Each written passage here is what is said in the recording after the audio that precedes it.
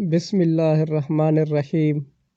ابو ہریرہ رضی اللہ تعالی عنہ سے روایت ہے کہ نبی کریم صلی اللہ علیہ وآلہ وسلم نے فرمایا کہ منافقوں پر فجر اور عشاء کی نماز سے زیادہ اور کوئی نماز بھاری نہیں، اور اگر انہیں معلوم ہوتا کہ ان کا ثواب کتنا زیادہ ہے اور چل نہ سکتے تو گھٹنوں کے بل گھسیٹ کر آتے، اور میرا تو ارادہ ہو گیا تھا کہ مؤذن سے کہوں کہ وہ تکبیر کہے، پھر میں کسی کو نماز پڑھانے کے لیے کہوں اور خود آگ کی چنگاریاں لے کر ان سب کے گھروں کو جلا دوں جو ابھی تک نماز کے لیے نہیں نکلے۔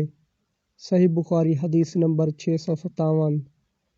جعفر بن عمرو بن امیہ اپنے باپ عمرو بن امیہ سے روایت کرتے ہیں کہ میں نے رسول اللہ صلی اللہ علیہ وآلہ وسلم کو دیکھا کہ آپ صلی اللہ علیہ وآلہ وسلم بکری کی ران کا گوشت کاٹ کاٹ کر کھا رہے تھے۔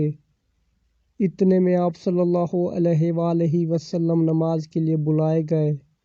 آپ صلی اللہ علیہ وآلہ وسلم کھڑے ہوئے اور چھری ڈال دی، پھر آپ صلی اللہ علیہ وآلہ وسلم نے نماز پڑھائی اور وضو نہیں کیا۔ صحیح بخاری حدیث نمبر 675۔